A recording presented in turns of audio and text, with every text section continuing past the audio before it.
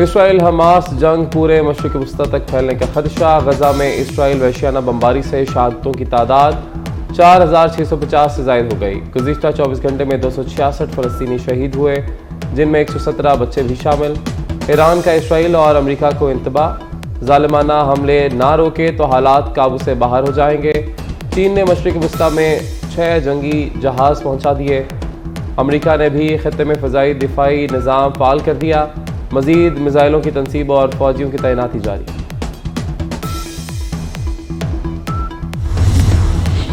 اسرائیل جنگی جنون میں پاگل، وحشیانہ حملے تیز کرنے کا اعلان۔ لبنان پر گولے برسا دیے۔ اسرائیل کی جنوبی لبنان کے اندر 5 کلومیٹر فاصلے پر شدید گولہ باری شروع۔ لبنان کی مزاحمتی تنظیم حزب اللہ اور اسرائیلی فوج میں فائرنگ اور راکٹس کا تبادلہ۔ اسرائیل کے شام میں دمشق اور حلب کے انٹرنیشنل ایئرپورٹس پر بھی میزائل حملے۔ صہیونی فورسز کا فضا سے پھینکے گئے پامفلٹ میں فلسطینیوں کو ایک بار پھر غزہ کا شمالی علاقہ خالی کرنے کی وارننگ۔ 24 گھنٹے میں اسرائیلی بمباری سے غزہ میں مزید 266 فلسطینی شہید، سینکڑوں زخمی۔ 2 ہفتے سے جاری حملوں میں شہید فلسطینیوں کی مجموعی تعداد 4700 سے زائد ہو گئی۔ غزہ میں بے گھر افراد کی تعداد 14 لاکھ سے تجاوز کر گئی۔ 31 مساجد بھی شہید۔ عرب ممالک نے فلسطینیوں کی جبری بے دخلی کو مسترد کر دیا۔ مصر کی سربراہی میں قاہرہ امن اجلاس میں سعودی عرب سمیت عرب ممالک کی جانب سے غزہ میں اسرائیلی بربریت کی مذمت۔ اجلاس میں اسرائیل کے غزہ کے لوگوں کو جبری بے دخل کرنے کی کوششوں کو مسترد کر دیا گیا۔ سیکرٹری جنرل اقوام متحدہ انطونیو گوتریز نے خبردار کرتے ہوئے کہا کہ غزہ دردناک تباہی سے گزر رہا ہے۔ فلسطینیوں کو مسلسل امداد کی ضرورت ہے۔ انسانی بنیادوں پر جنگ بندی کے لیے عالمی برادری کردار ادا کرے۔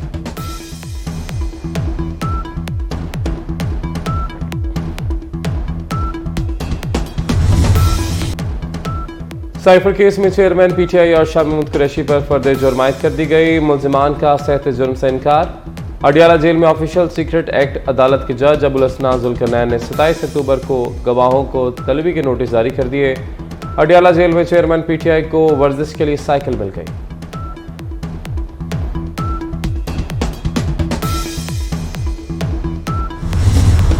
آمدن سے زائد اثاثہ جات کیس کا ریفرنس دائر کیا گیا تھا اسحاق ڈار پر، جو کہ آج عدالت نے اپنا فیصلہ سنایا ہے اور اسحاق ڈار کو بری کر دیا گیا ہے۔ اسحاق ڈار کے خلاف نیب کو شواہد نہیں ملے۔ احتساب عدالت نے محفوظ فیصلہ سنا دیا۔ محفوظ فیصلہ احتساب عدالت کے جج محمد بشیر نے سنایا ہے۔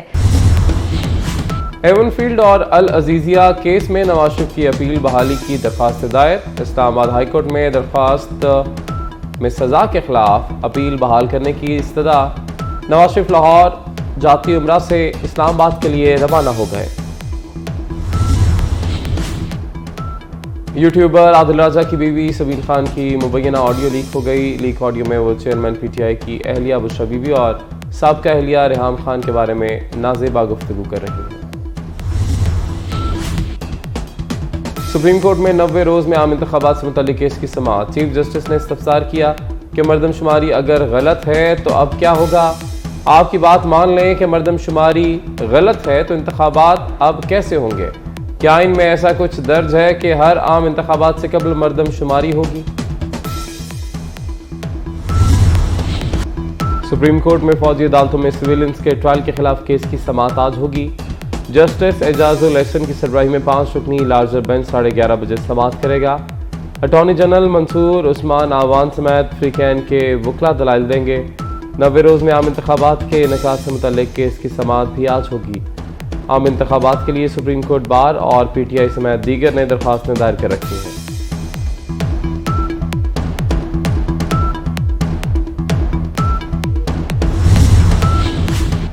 قائد مسلم لیگ نون آج خصوصی پرواز کے ذریعے اسلام آباد روانہ ہوں گے۔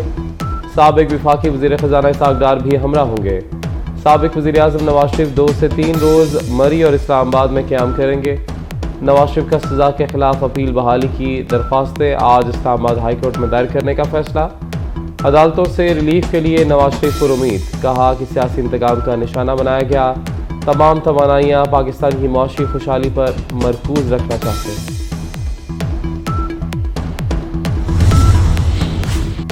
نواز شریف نے کہا ہے کہ سب کو مل کر بیٹھنا ہوگا۔ مریم اورنگزیب کہتی ہیں کہ مخالفین نے بھی قائد مسلم لیگ نون کی بات کی تائید کی۔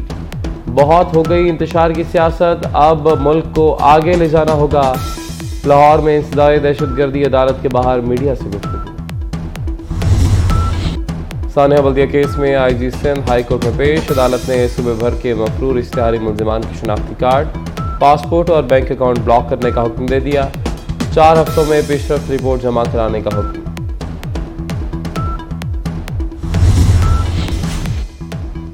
ذاتی عمرہ میں شریف خاندان کی اہم بیٹھک، پیپلز پارٹی سے ماحضرائی نہ کرنے کا فیصلہ۔ پی ڈی ایم میں شامل تمام جماعتوں کی لیڈرشپ سے ملاقات اور ٹیلی فونک رابطوں کا بھی فیصلہ۔ قائد مسلم لیگ نون آصف زرداری، بلاول بھٹو اور مولانا فضل الرحمان سے رابطے کریں گے۔ میاں نواز شریف، شہباز شریف، مریم نواز، حمزہ شہباز اور اسحاق ڈار کا موجودہ ملکی سیاسی صورتحال پر تبادلہ خیال۔ ذرائع کے مطابق ملاقات میں طے پایا کہ نواز شریف پہلے قانونی معاملات پر فوکس کریں گے۔ قائد مسلم لیگ نون نے آج سیاسی اور معاشی صورتحال پر غور کے لیے اہم اجلاس بلا لیا۔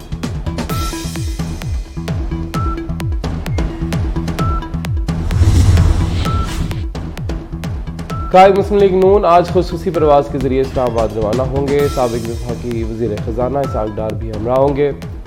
سابق وزیر اعظم نواز شریف 2 سے 3 روز مری اور اسلام آباد میں قیام کریں گے۔ نواز شریف کا سزا کے خلاف اپیل بحالی کی درخواستیں آج اسلام آباد ہائی کورٹ میں دائر کرنے کا فیصلہ۔ عدالتوں سے ریلیف کے لیے نواز شریف پر امید، کہا سیاسی انتقام کا نشانہ بنایا گیا، تمام توانائیاں پاکستان کی معاشی خوشحالی پر مرکوز رکھنا چاہتے ہیں۔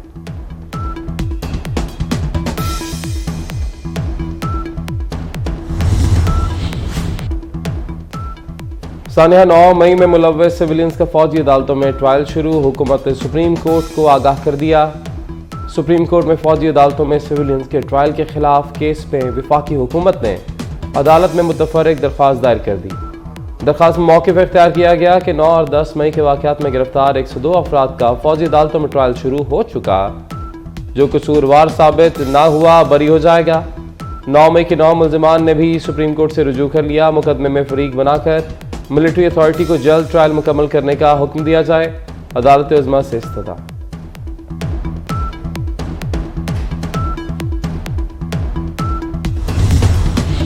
گھریلو صارفین کے لیے گیس 172% مہنگی کرنے کی تیاریاں، نگران وفاقی وزیر خزانہ نے اقتصادی رابطہ کمیٹی کا اجلاس آج شام 4 بجے طلب کر لیا۔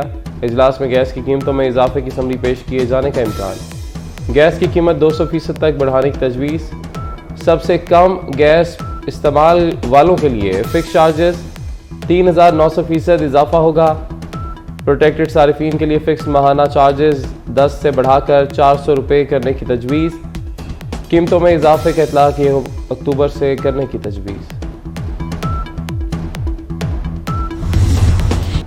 اور محسن سپیڈ سے ترقیاتی منصوبوں پر کام جاری، لاہور میں کینسر اسپتال بنے گا، وزیر اعلیٰ پنجاب کی اصولی منظوری، پلان طلب کر لیا۔